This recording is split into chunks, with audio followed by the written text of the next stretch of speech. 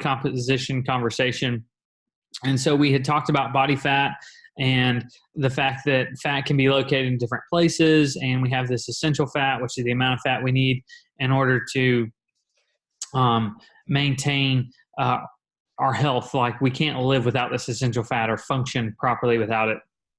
And the fact that when we look at body composition, what we're truly concerned with is body fat percentage, like what percentage of you is body fat. And knowing your percent body fat doesn't let us know that you're overweight or obese. We've heard these terms, but we'll talk about how we determine whether we're overweight or obese, but it's not defined by our percent body fat. Do you guys remember that?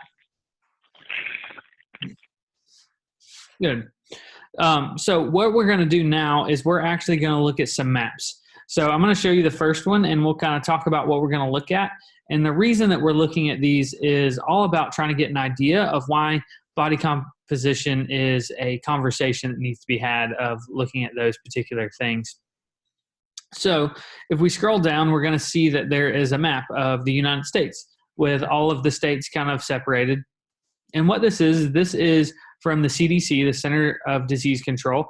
And what it's doing is it's looking at what they call an obese person. And now we'll define what obesity is. And it's not necessarily body composition, but it is kind of related. And so back in 1985, they started this survey that kind of looked to see how many people were considered obese in the United States by each state. And so we're going to look at these all the way up to about present day. So I think I've got all the way through 2017's charts. They do this survey every single year, and we're going to see where those numbers kind of go. As you can see, states in the white are considered just haven't reported. Eventually, all states will report. Light blue, such as Tennessee, and some of these areas right in here are less than 10%. And then states like Georgia in this dark blue are 10 to 14%, which means at that particular time in 1985 that 1 in 10 adults were considered obese. So we're going to look at these and see what happens and while we're talking about these particular things. But before we actually get going, I would like you guys to make a couple of predictions. And so there's the chat feature you can type in on, or you guys can just simply unmute your mic to answer. First of all, as the United States as a whole, so looking at the entire nation, what do you think is going to happen to people being overweight or obese as we go, catch up over the last 30 years as we catch up to present day? What do you guys think is going to happen? I think the weight is going to go bigger to consider people obese. Okay.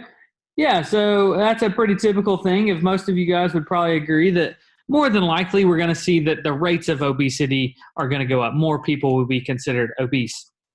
Really, really not a bad guess on that. So let's try to narrow this down a little bit further. And so what I'm curious about is what region, so not state specifically, but what region of the United States do you think will have the highest rates of obesity? I'm thinking East Coast. East Coast? Okay. Anyone? The South. South. Gotcha. We tend to see those a lot.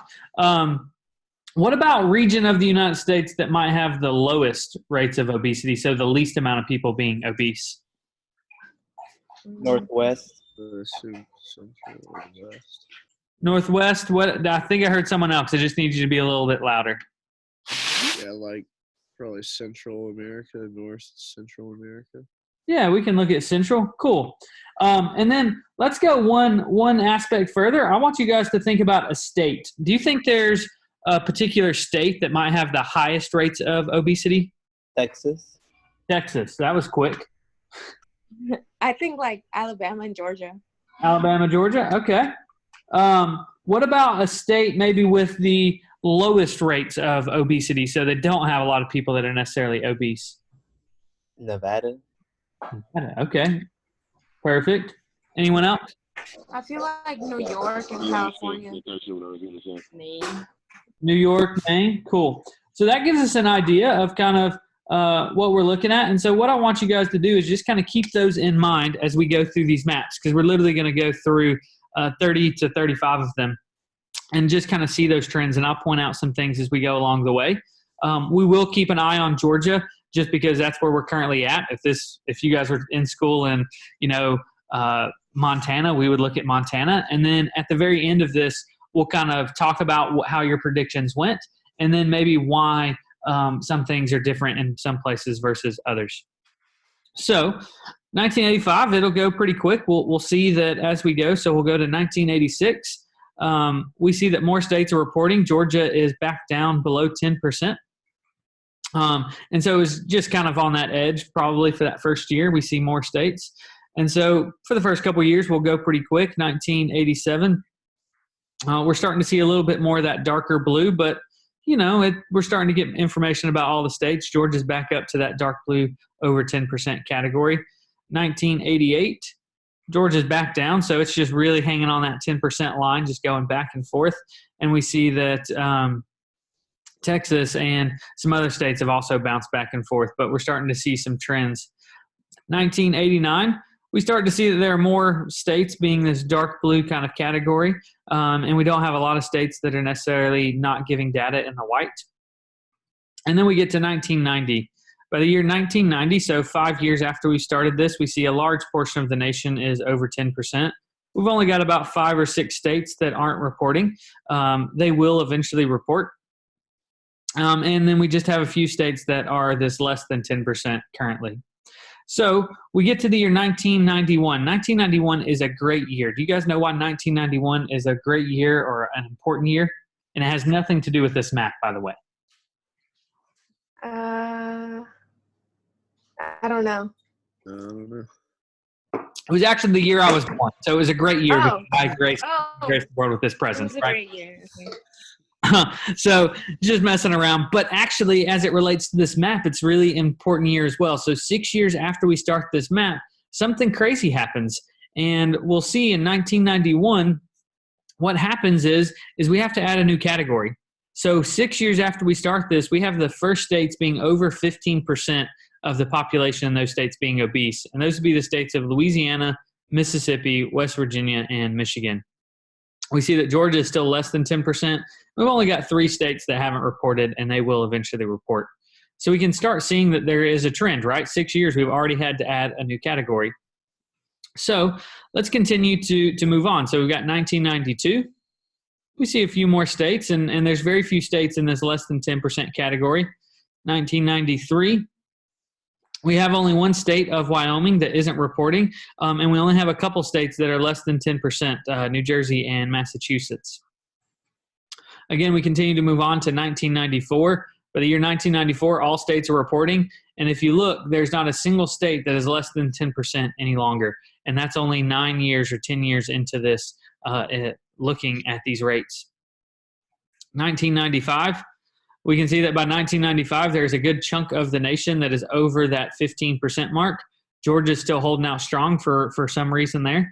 But we're starting to see this overall trend as we go just 10 years into looking at this information. So 1996 we go, and we're still seeing this same kind of trend kind of staying there. So as we get to the year 1997, 6 more years after 1991, when we added the category of 15 to 19%, something else crazy happens with the year 1997, and that is the fact that we add another category. So 12 years after we start this, we see that we're starting to add 2 categories, and in the states of Mississippi, Kentucky, and Indiana, the rates of obesity are greater than 20%, meaning that in those states in the year 1997, 1 in 5 adults was considered obese, where we were when we first started 1 in 10 adults. So that's a big difference, definitely. And Georgia's still holding out this less than 10%. We then go 1998, right? We see that we're losing and everyone is kind of trending upwards. 1999, a large portion of the nation is considered over 20%. By the year 2000, so 15 years after we started, we have 1 state, which is the state of Colorado, that is less than 15, and we have a good chunk of the nation over 20%. As we continue to move on, the year 2001, so another 5 years after we added the category of 20%, we actually will see a new category added, so our 3rd category added in the state of Mississippi of greater than 25%, meaning that in 2001 in Mississippi, 1 in 4 adults were considered to be obese. And Colorado is the only state that is less than 15%. So as we continue to move on, you guys can start to see how things are moving. We start to see in 2000, we continue to see this trend of not a single state is less than 15% any longer. We're starting to see more states over 25. We have 2003, 2004, right? We're starting to see those blues diminish and more yellows and oranges. And then 2005, we have another category added. So literally only 4 years later, the states of Louisiana, Mississippi, and West Virginia now have greater than 30%, which means that almost 1 in 3 adults in these particular states by the year 2005 were considered obese. 1 in 3. When we started, it was around 1 in 10. And it's only been 20 years. So we'll continue to move forward in time. We have the year 2006. And then the year 2007. And again, we see some bouncing around of who's there and where they're headed. And then we have 2008. 2008's there. I don't know why these are showing up as black on the screen. They really shouldn't be. They're just kind of a funny color when they pulled up in this particular format. 2009. And then finally we get to 2010. By the year 2010, so 25 years after we started this, we see that there's a large chunk of the nation that is over 30%. There's not a single state. Colorado is no longer there. Not a single state is less than 20%. And on average, as Americans, 1 in 4 adults would be considered to be obese. It's pretty crazy when we look at it. And if we look at things kind of looking over time, we can truly see what's happened from 1990 to 2000 to 2010. There's been a drastic change. So this kind of paints a picture, but we're not done yet. We actually have we've gone another decade at this point. We're in 2020. And so we have another few years worth of data that we can look at. In the year 2011, they changed the way they kind of reported the data. And so we're going to look at 2011 and we're going to be able to make some connections to the year 2010, but we can't compare the year 2010 to 2011 because they kind of changed the way the map looks, and they also changed just the whole process of the way they ask those questions. So we can make some inferences about what's happening, but we can't make direct correlations. And so we'll kind of look at those and we'll get adjusted to the map and kind of see what's going on. So as we go to the year 2011, they did change the map a little bit. They changed the colors up. And so they did a few things, and we'll point those out with this new map. First of all, they added abbreviations to the states because they realized most people don't know their states. They also added Guam and Puerto Rico, which are territories, which we're not really going to focus on because at the end of the day, they're not considered a part of the United States in that form of fashion of having all the rights, but they are there. It's something to look at. And they also added the Washington, D.C., which really is counted in a lot of times with Maryland and Pennsylvania, Virginia. So we're not really going to focus there. We can see that we have a few states in green, which are 20 to 25%. A large chunk would be this 25 to 30, and we have a few for this 30 to 35%. They're not hopeful that we're going to go down in the fact that there is a category for 35%, but they are maybe hoping to eventually see something with less than 20, which no current state is less than 20%, which is green with polka dots. So we see 2011 is very similar to 2009. We then see that we have 2012 here, and then 2013, 2 years after we start this, we have the states of Mississippi and West Virginia over 35% of adults being obese. And then from here, we just kind of see that same trend that we've seen before of more states and more states kind of lower or raising their rates of obesity from 2014 to 2015. And then we get to 2016. I think the last map I have on here is 2017's numbers. Yep. So now that we've kind of gotten here, we've gone almost 30 years from the beginning of this. We can see that there's this upward trend, that we see that Colorado is here, and we can kind of see these things. So when we look at your predictions, you guys said, hey, the numbers are going to get bigger. More people are going to be obese. And you're correct in that, but I'm guessing most of you didn't think the numbers would go up quite as much as they did. What region of the United States tended to have the worst rates or the highest rates of obesity? What did you guys notice? Like the Bible Belt.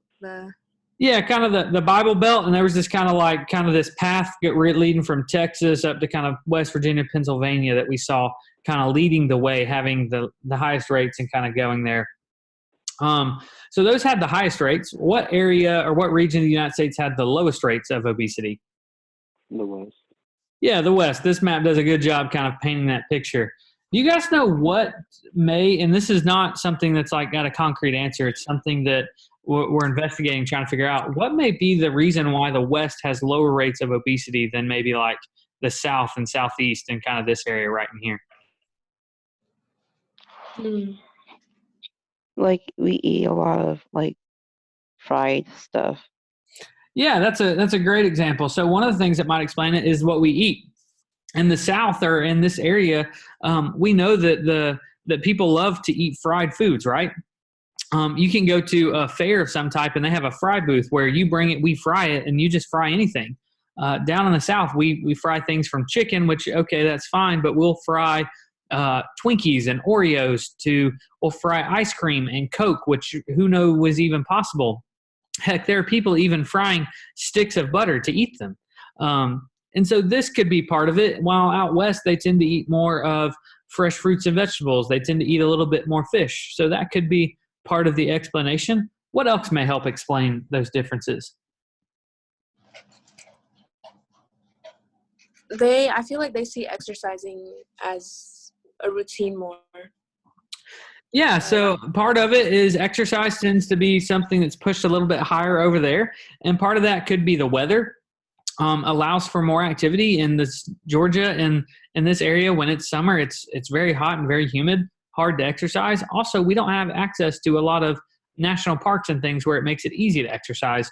Where out West, there are a lot of national parks. There are millions of acres of national parks that people can go enjoy for no cost or very local to them, where we don't have a lot in this area. What about states? What state states had the highest rates of obesity, kind of led the way pretty typically? Alabama, Louisiana, Mississippi. Arkansas. Yeah, so we had a lot of those, but Mississippi and West Virginia definitely were kind of like leading the charge of always being those first into those new higher categories. What state tended to be have the lowest rates, kind of was the last one to fall into a category for increased rates? Colorado. Yeah, Colorado, very obvious. That this map shows it very well. What could be the differences if we look at it more at a state level? What could be explaining this difference between things like Mississippi and West Virginia versus Colorado in rates of obesity? What do you guys think?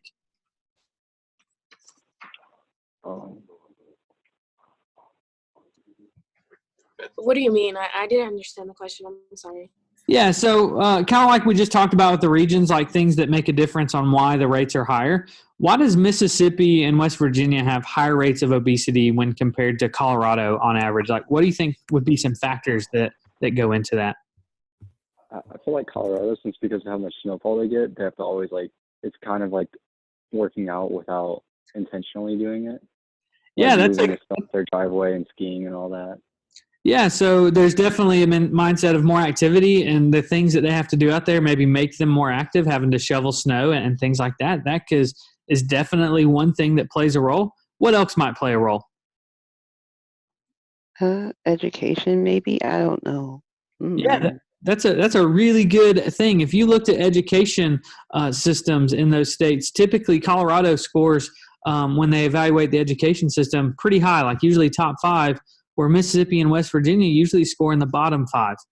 And so education makes a difference because what they're being taught. If your education system isn't that great, you're just simply happy that those kids are learning how to read and do math and be a part of society, where if you have a good education system, maybe they get taught about exercising and how to eat right a little bit more often. And then one other thing that may help explain this would be socioeconomics or kind of the economy of those states. One of the richest states when we look at it is Colorado, where some of the poorest states in the nation are Mississippi and West Virginia, and this actually does play a factor in our health.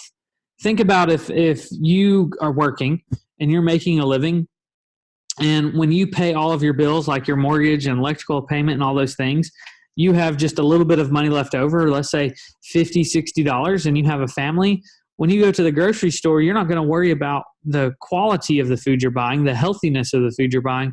You're just happy that you can buy enough food for your family to be able to eat off until you get paid again.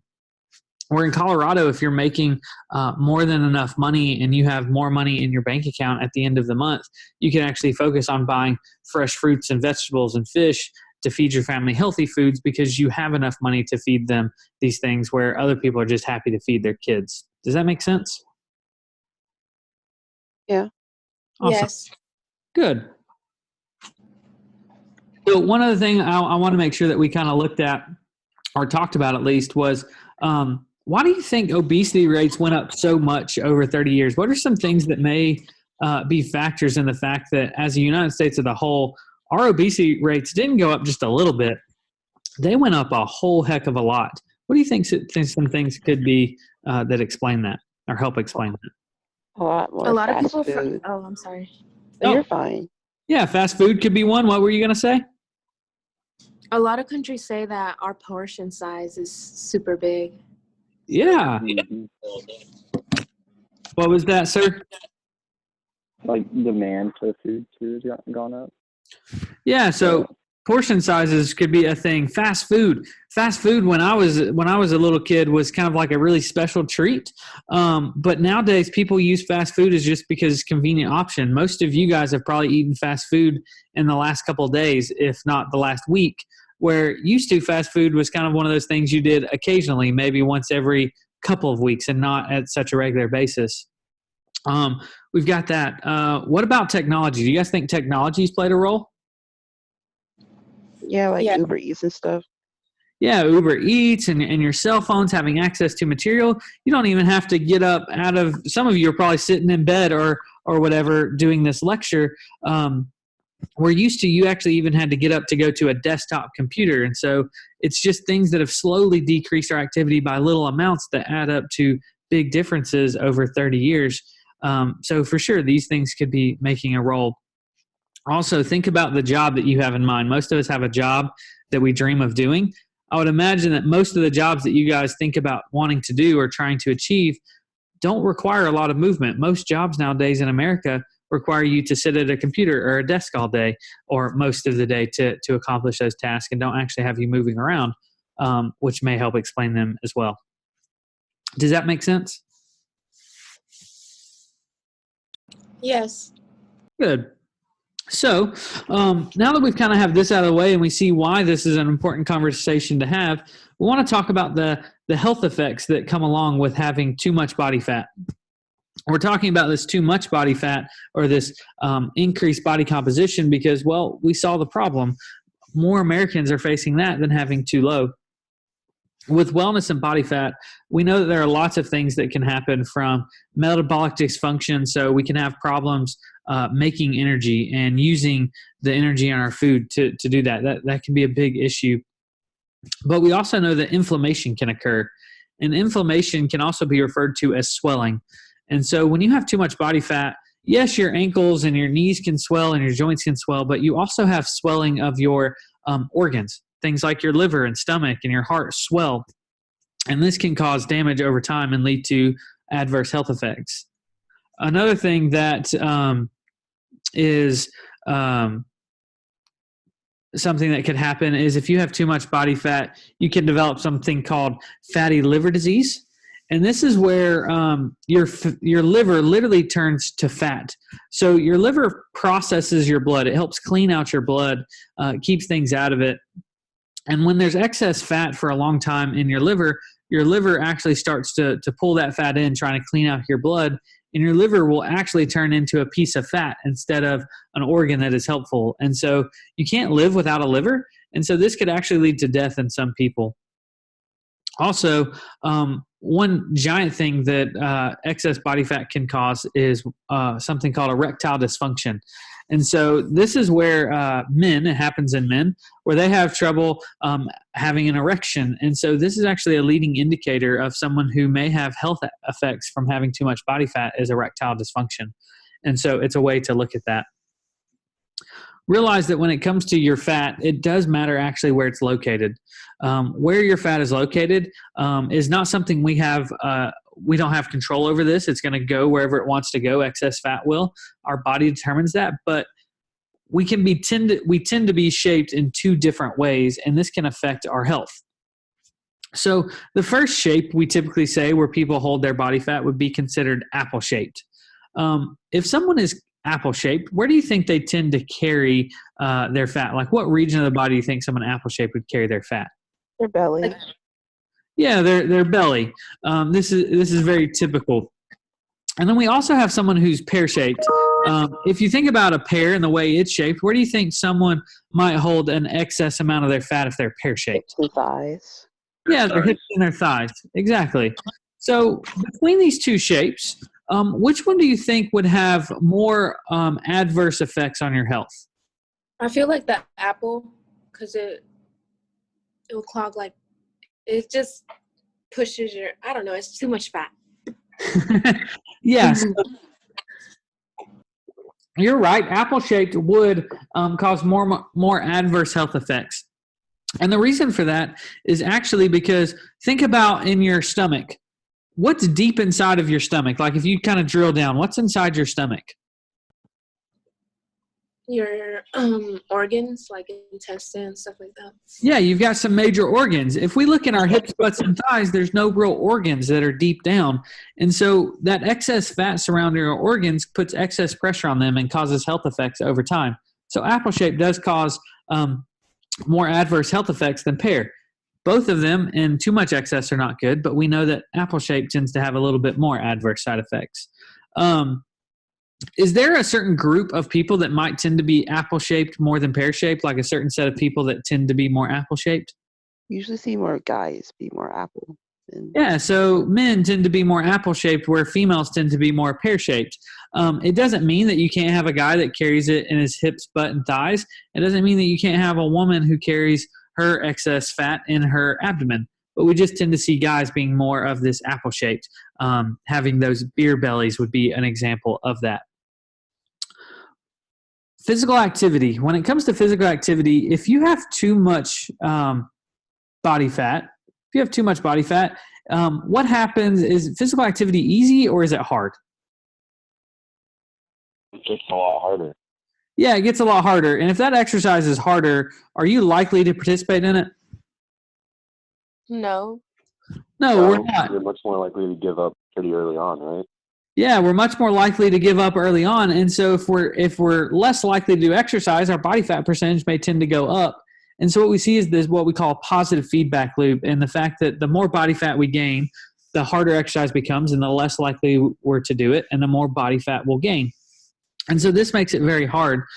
The good thing is if we can ever get someone over that kind of that battle of physical activity and how hard it is, we know that it can work in the same way, in a positive way. So the more physical activity someone does, the lower their body fat tends to go, and the easier that physical activity gets. And so they're more likely to continue to do physical activity. And so it's kind of a catch-22 in that scenario. We also know self-image is decreased when you have excess body fat. And self-image basically is how do you see yourself, or what do you think about yourself when you see yourself in the mirror? Some people look in the mirror and they don't see themselves in a very positive light, especially when they have increased body fat. And so we know that losing some body fat can make people see themselves in the mirror a little bit better. And this is good for their self-esteem and their emotions, to psychological ways that they see themselves. And it's just good for them all the way around. The last thing as it comes to wellness and our body fat is we know that diabetes is an issue. Diabetes is a trouble controlling how much sugar is in our blood. It tends to be with diabetics that their blood sugar can go too high, that they have too much sugar in their blood. And this is made worse with excess body fat. there's a couple of different types of diabetes. We have gestational, which has to do with pregnant women, which we won't talk about. There's type 1, which is more of a genetic disorder that we're not really going to touch.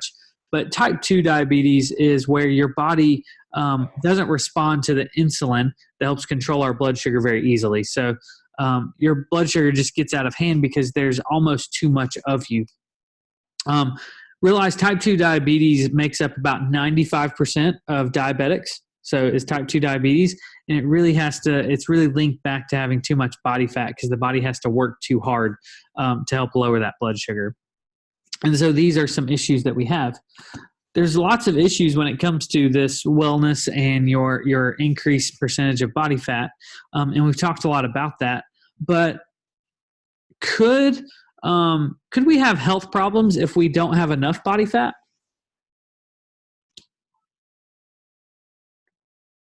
Yes, because like, do you mean like anorexia, stuff like that? So anorexia could be something like a condition that causes us to have too low a weight or too low a body fat. But we do know that that's a good example that people that do experience those things can actually have their body fat as too low. And so having too little body fat is just as big a concern, if not as big of a concern, as having too much. We don't talk about it quite as much because it doesn't affect as much of the population as having too much, but it is a big health concern. And so in men, we knew that men had a healthy range of body fat somewhere between 10 and 22%. We would consider a man to have too little body fat if they had somewhere between 3 and 5% body fat or less. And so what we see is the fact that 3 to 5% body fat number is kind of the essential fat that a man needs to have, the amount of essential fat. So the amount of fat they need in order to be able to live and function properly. Realize it does vary man to man. So some might have issues around 5%, while some might not have issues till 3%.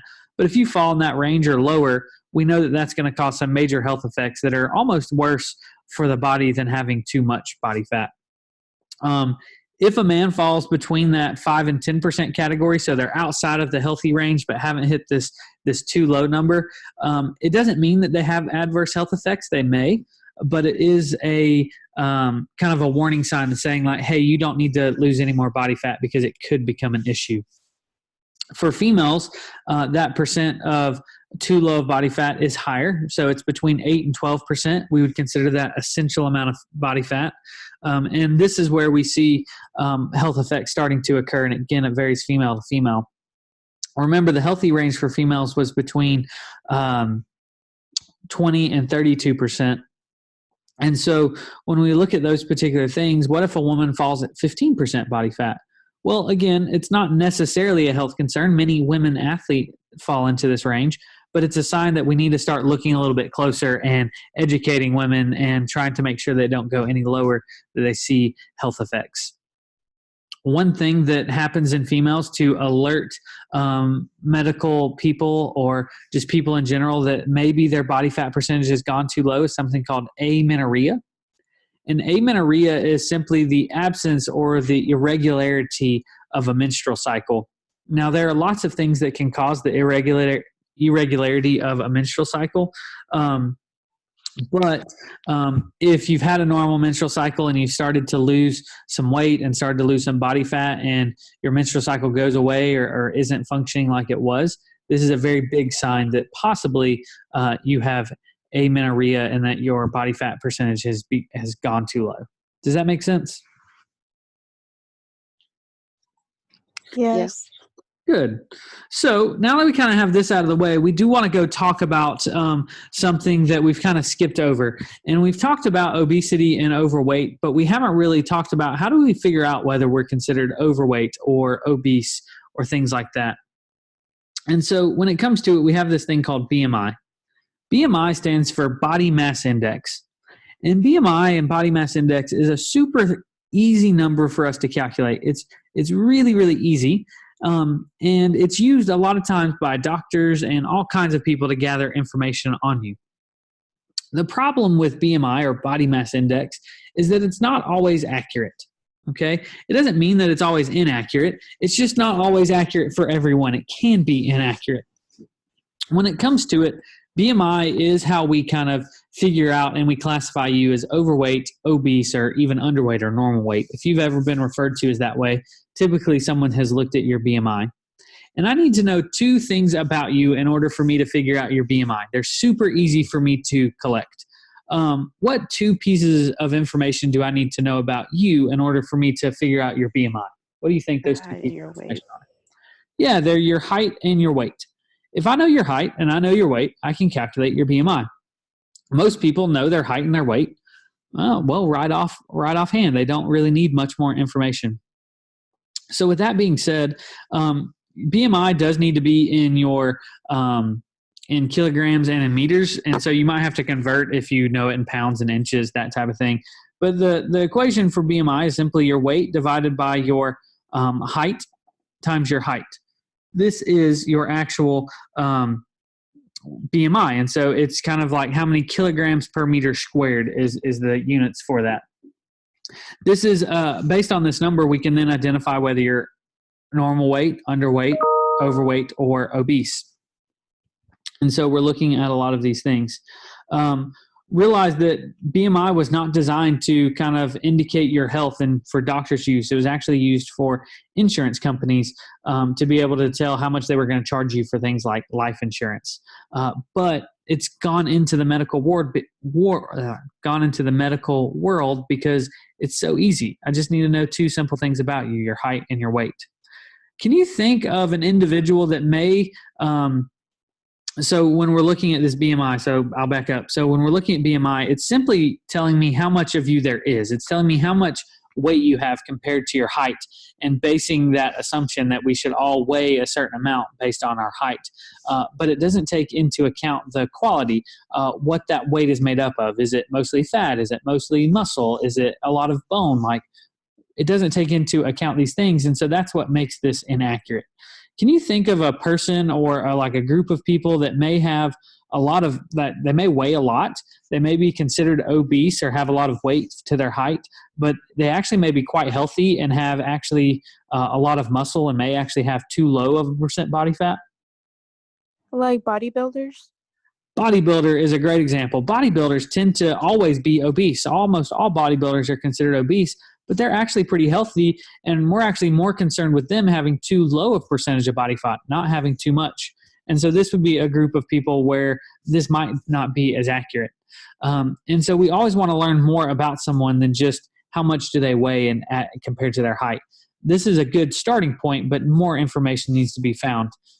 Another example is older adults can weigh normal. They can have a normal weight, but they may actually have too high percent of body fat. So there are older adults out there who are a normal weight for their height, but may actually have a body fat percentage that's 40 or 50%. And that's way too high. That's much outside of that normal range. And so this is something for us to consider. Realize when you get your BMI, you'll get a number. Usually it's somewhere between 10 and 60. If that number is below 18 and a half, we consider you to be underweight. If that number is between 18 and a half and 24.9, you're considered normal weight. If that number is if that number is 25 to 29.9, we consider you to be overweight. If that number is greater than 30, you are considered to be obese. However, there are different classes to obesity. So if you're between 30 and 34.9, you're obesity class 1. If you're 35 to 39.9, you're obesity class 2. And if you are over 40, you're considered obesity class 3. With those different obesity classes, we just know that there are more health effects that happen with each additional increase in BMI. So there are more health concerns with an obesity class 2 person than there are with an obesity class 1 person. And so that's kind of what we're looking at when it comes to this BMI of all these things. We can see that it has its place. It can be a piece of information, but we want to make sure that it's not overutilized like it currently is in the health world of defining too many things without looking deeper in to see what else is going on inside of someone's body. Does that make sense?